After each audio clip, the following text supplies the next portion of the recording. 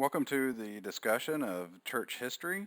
I'm going to do this discussion in two parts, and this is the first part of church history up until about 1500. Now, often when we think of church history, particularly for my Protestant students here, those that come from a Baptist tradition, as I do, this is the way I was raised, that finally we came along and got the Bible right. And in fact, Jesus is so lucky to have us. It was a sense of pride that we are right and people before us were disillusioned or wrong about what they thought. And there is a lack of sense of the church history, that we are drawing from a tradition that was handed down to us. And so what we're going to look at today is think about how different traditions or different groups have arisen in history and why they were influenced by their place in history and philosophical and cultural movements. So we have 6 major divisions in church history, and these are the same 6 that you should be using for your McGrath reading reports. So for every author, you should be able to tell me which of these 6 categories that they fit into. So they either fit into the patristic, medieval, Byzantine, Protestant, Catholic, or Orthodox tradition.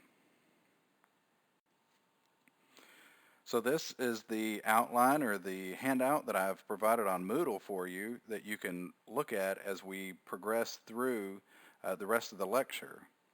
Now you'll see here that there are 6 main boxes: the patristic era, the medieval era, the Byzantine era, and then we get into the modern side, the Protestant, Roman Catholic, and Eastern Orthodox. Now obviously the Roman Catholic goes back earlier than the 1500s, but it's at that time that you have a division there, and also the Eastern Orthodox go back into the Byzantine Church as well. But this is a rough and easy way to talk about history. And you'll notice that the patristic era runs from about 100 to 500, and then the medieval and the Byzantine era run from about 500 to 1500, and then it's 1500 up until the present that we have the 3 major confessions of faith: Protestant, Catholic, and Orthodox. So we begin with the patristic time period. The term patristic comes from the Greek and Latin word for father, which is pater, and so the patristic writers or theologians are the fathers and mothers of the church, and so they help determine early Christian theology and shape the way that the church has run ever since. The time frame that we're working with here, again, is about 100 to 500 AD.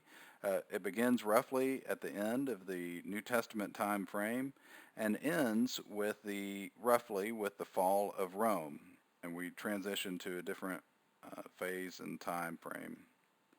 So as we begin with the around 100 AD, the church was growing from its epicenter in Jerusalem out to many different Jews and Gentiles outside of Israel. And so there began to be certain pockets of persecution where Christians were martyred for their faith. But by and large, Christianity wasn't plagued by persecution until about the 290s or the early 300s, when there was the last great persecution of the church where many Christians were put to death because of their faith. But right on the heels of this persecution, a sea change happened when the Emperor Constantine in 313 offered the Edict of Milan, which decreed the Edict of Milan, which decreed Christianity as a legal religion. Now, it wasn't the official religion of the Roman Empire at this point. That wouldn't happen until the 380s, but it did put an end to the official persecution of Christianity by the Roman Empire. And so that was a huge turning point. And so this relative peace and freedom of Christianity that arose after this edict allowed Christians to begin to debate more openly certain aspects of theology. And so one of the big debated aspects was about how does the Son relate to the Father?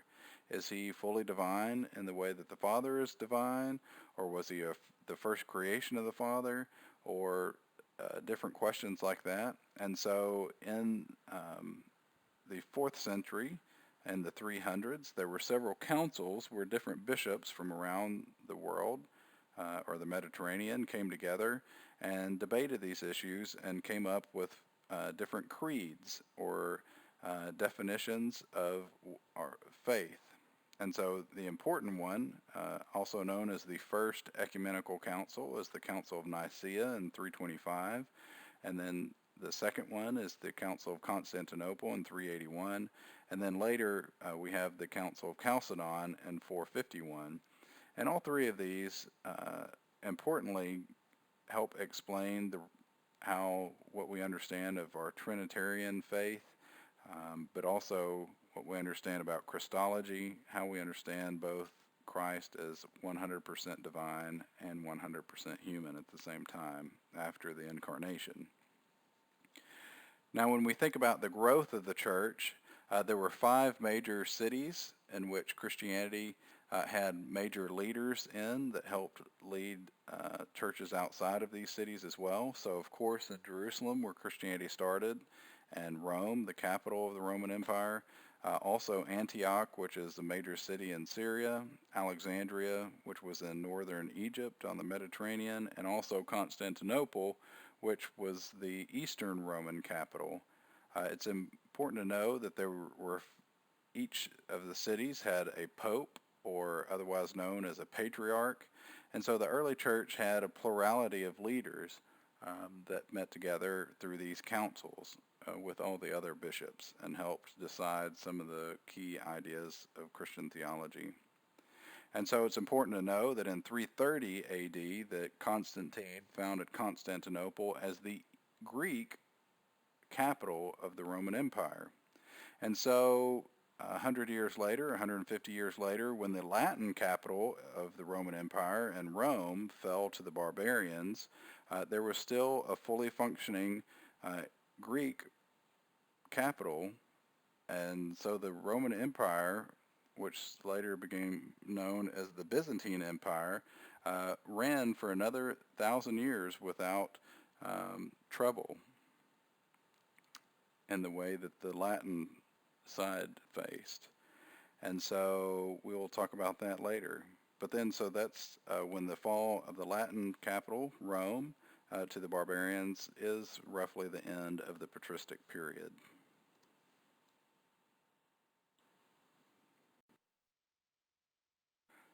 After the fall of the patristic period in the Roman Empire transitioned, we have 2 phases now. We have the medieval era that was in the Latin West, and we also have the Byzantine era that was in the Greek East.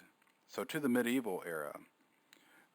The medieval, as I said, was in the Latin West, and so it's still focusing on the part of the Europe that we often are most familiar with, of Italy and the northern aspects of Europe. And as there is a political disarray when the Roman Empire fell apart there, at least the Latin version of the Roman Empire, the church began to rise in power because it provided the structure of society there.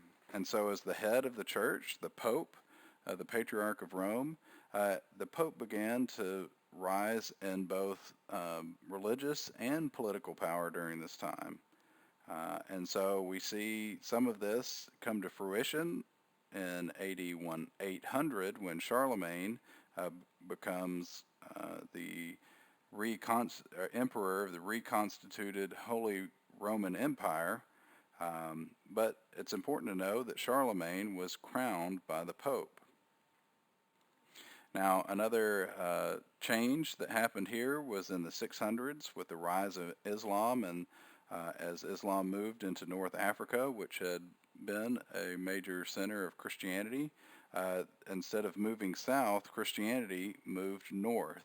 And so there was already movements that direction, but that impelled Christianity to moved more strongly north, and so in France, or Gaul as it's known at the time, and Germany, and up into the British Isles and Ireland as well.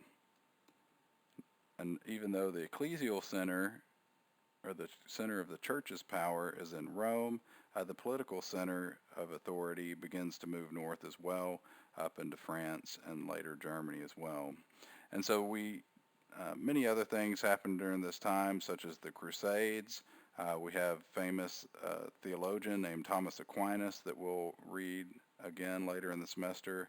And one of the things that helps end our time frame here is the Renaissance, the rebirth at the end of the Middle Ages. And part of that is influenced by the end of the Roman or the Greek Empire in Byzantium and the fall of Constantinople. But the firm closing date of the Middle Ages, for our purposes, is around 1500 when the Protestant Reformation happens.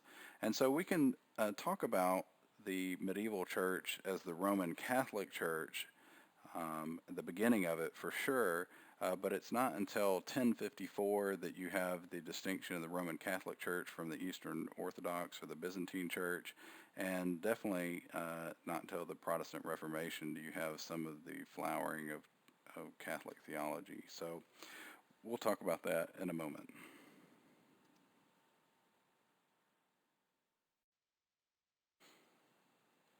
Running concurrently with the medieval church is the Byzantine church. And so, as I mentioned before, in the medieval church, Latin was the main language. In the Greek East, Greek was the main language. And so the time frame here is exactly the same time as the medieval church. Once the Latin Roman Empire fell to the barbarians, there was a shift of power as far as the Roman Empire goes to the eastern capital, and the Greek Roman Empire remained in full function up until another 1,000 years after the Latin Roman Empire fell into disarray.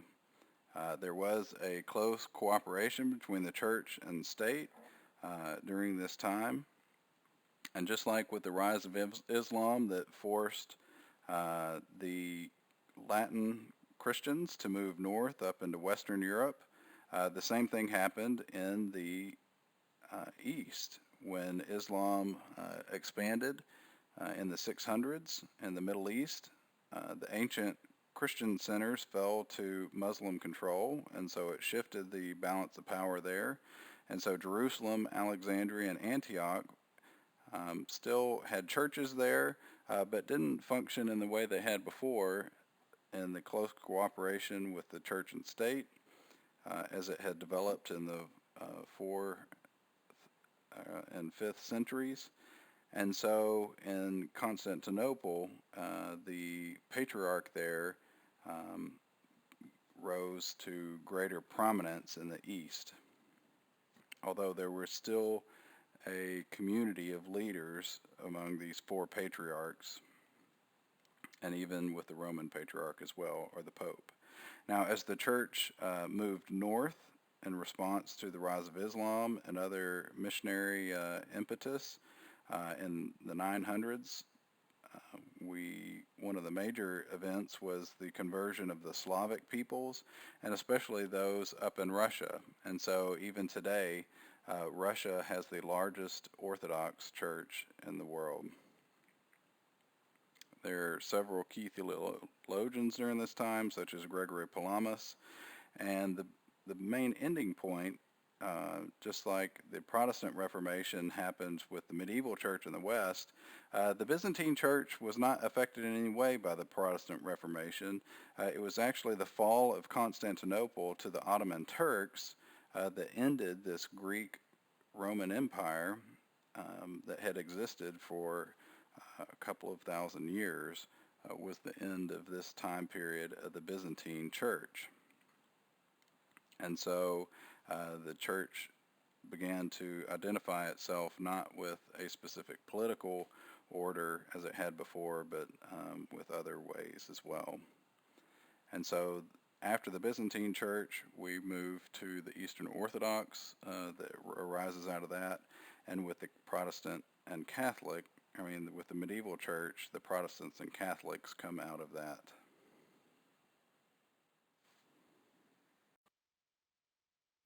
One of the biggest changes in the ancient church is that of the split between the Western and Latin church in Rome and the Eastern Greek church in Constantinople and Byzantium. Of course, this was built upon the difference in language between the Greek and the Latin, but it had mostly to do with the division in power. Whereas in the Latin church, there was one leader, the Pope, who made decisions, whereas in the East, there was a history of communal leadership, of the Pope, along with the other four patriarchs, would make decisions along with all the other bishops. There were various other differences in liturgical or worship practices and also in theology that we'll talk about later. Um, but it's important to know that the split didn't happen in the 500s. There were periodic fights, but the official split happened in 1054, and this is known as the Great Schism, where Rome and Constantinople excommunicated one another. So they no longer recognized each other as a fully functioning and authentic expression of the church. And so we're going to stop here with this PowerPoint, and we'll pick up with the next one in section 2.